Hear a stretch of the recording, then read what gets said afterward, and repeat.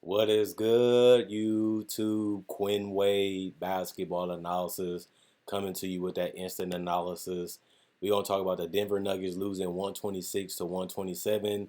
The Sacramento Kings improved to 18 and 15, and they're 10 and 7 at home. The Denver Nuggets improved to 22 and 12. They're 10 and 9 away from Denver.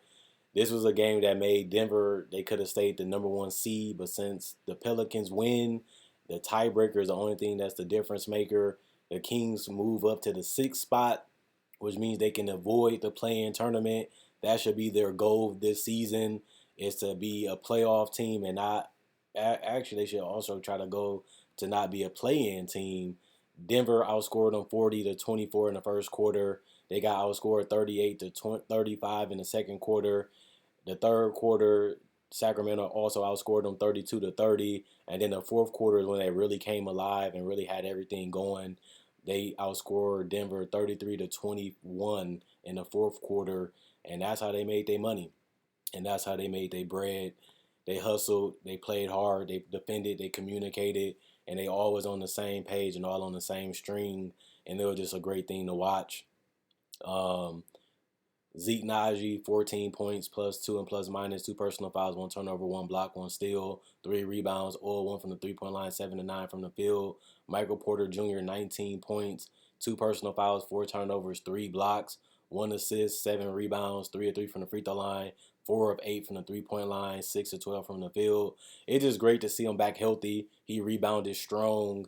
He looked for his shot, and he even tried to protect the paint to the best of his ability, even on the perimeter. He covered ground and space well. It's good to see him taking more effort on the defensive end, something he's been criticized heavily for early on in his career. Nikola Jokic, 40 points, -1 and plus minus, three personal fouls. He also had five turnovers, but he had one block, one steal, six assists, seven rebounds, 10 of 10 from the free throw line, 0 of 3 from the 3 point line. He was 15 of 24 from the field. He had a chance to make an elbow jumper that would have won the game for them. I feel like he rushed it. He could have got a better shot. He could have got closer to the basket, but he took the open opportunity, which is smart.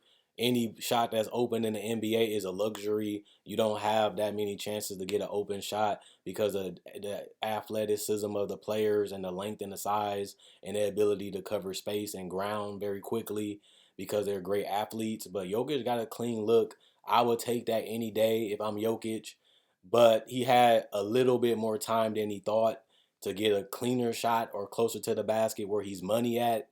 And I feel like he just took the quickest available shot, and it might have basically cost them the game.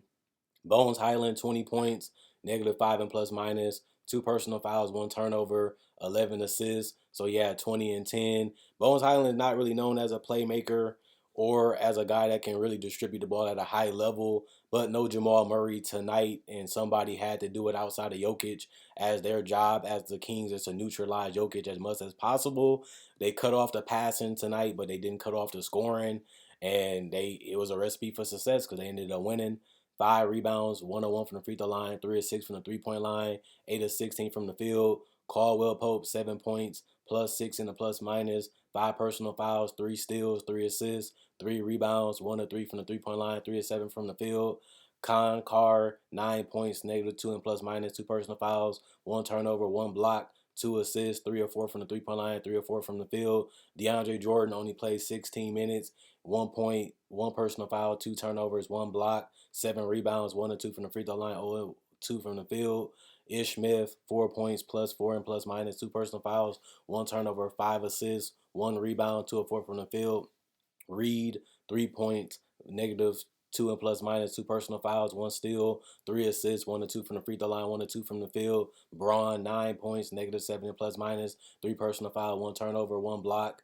Also, 101 from the 3 point line, 4 of 5 from the field, 57% from the field for the Denver Nuggets, 44% from three, 88% from the free throw line. This shows you how well both offenses was clicking tonight. It was not much that either team could do to stop each other, even though I feel like it was good defense played. They just made tough shots and they really was going at each other back and forth buckets. 34 rebounds, 31 assists, 6 steals, 8 blocks, 16 turnovers, 24 personal fouls.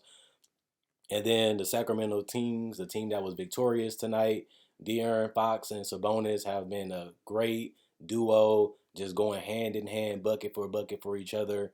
31 points for Sabonis, 5 personal fouls. It was a tough cover to cover Jokic. He's bigger, he's stronger, and he's physical. He likes to bump and bruise you. And I feel like he was beating up Sabonis, but Sabonis held his own and he was fearless in that paint. 2 turnovers, 1 block, 1 steal, 5 assists. He also had 10 rebounds, so 30 and 10. 5 of 8 from the free throw line, 2 of 2 from the 3 point line, 12 of 18 from the field. Harrison Barnes, 8 points, negative 13 and plus minus. 1 personal foul, 1 turnover, 1 steal, 2 assists, 2 rebounds, 4 of 6 from the free throw line, 0 of 2 from the 3 point line, 2 of 8 from the field. Murray, 5 points, negative 6 and plus minus, 1 assist, 2 rebounds, 1 of 5 from the 3 point line, 2 of 7 from the field. De'Aaron Fox, 30 and 10, 31 points plus 5 and plus minus, 1 personal foul, 4 turnovers, 1 steal, 13 assists, 2 rebounds, 5 of 5 from the free throw line, 2 of 6 from the 3 point line, 12 of 21 from the field. He was cutting, getting to the basket. He was also doing his mid range jump shot. He was hitting his threes. De'Aaron Fox is an all-star this year, and Sabonis should be in that conversation too. Kevin Huerter, 6 points, negative 6 and plus minus, 4 personal fouls, 1 steal, 1 assist, 2 rebounds, 2 of 4 from the 3 point line, 2 of 5 from the field. Trey Lyles, 5 points, plus 13 and plus minus, 1 personal foul, 2 steals, 4 assists, 9 rebounds, 1 of 1 from the 3 point line, 2 of 3 from the field. Apala, 3 points, plus 3 and plus minus, 1 personal foul, 2 turnovers, 3 blocks, 1 steal, 1 assist, 2 rebounds, 1 of 1 from the 3 point line, 1 of 1 from the field. Rashawn Holmes, 0 points, plus 5 and plus minus, 2 personal fouls, 1 steal, 1 rebound, 0 1 from the field. Davion Mitchell, 5 points, 1 turnover, 1 steal, 2 assists, 2 rebounds, 1 and 2 from the 3 point line, 2 of 4 from the field. And Malik Monk had one of his best games of the season. 33 points plus 8 and plus minus, 2 personal fouls, 2 turnovers, 1 steal, 3 assists, 2 rebounds, 5 of 6 from the free throw line, 4 of 8 from 3. He was 12 of 21 from the field. Metu didn't play, Alex Len didn't play, Quetta didn't play, Deladova didn't play, and Terrence Davis didn't play. It was a coach's decision. This team is deep. They have cutters, they have slasher, they have shooters, they have guys that can handle the ball and make plays and make things happen. And they did that tonight. They shot a real good 52% from the field, 45% from three, and 76% from the free throw line. 34 rebounds, 32 assists, 10 steals, and 6 blocks as a team. They only committed 12 turnovers and 17 personal fouls, and they only won by 1 point. Malik Monk made the free throw. They only had to make one free throw to win the game because Jokic missed a jump shot. Other than that, I like what I have seen from Sacramento this year. They really embraced Mike Brown's system. I feel like he evolved as a coach. He used to be an isolation coach, rely on the star to carry you home a lot, and I feel like he's moved away from that. He's more motion offense. He's more everybody wants to be a part of what he's trying to do, and he used his duo to the best of his ability. I love the growth from De'Aaron Fox. He really has improved as a ball handler. He really has improved as a slasher. He's using his speed more wisely and more smarter. He's really opened and expanded his game as a player, and he's learning. And he's taking the things he's learning and the failures in the past, and instead of running from Sacramento, instead of trying to boat out there and get to a contender quicker, he stayed there. He made his home there. He made his name there. He's going to be an all-star because he stayed there.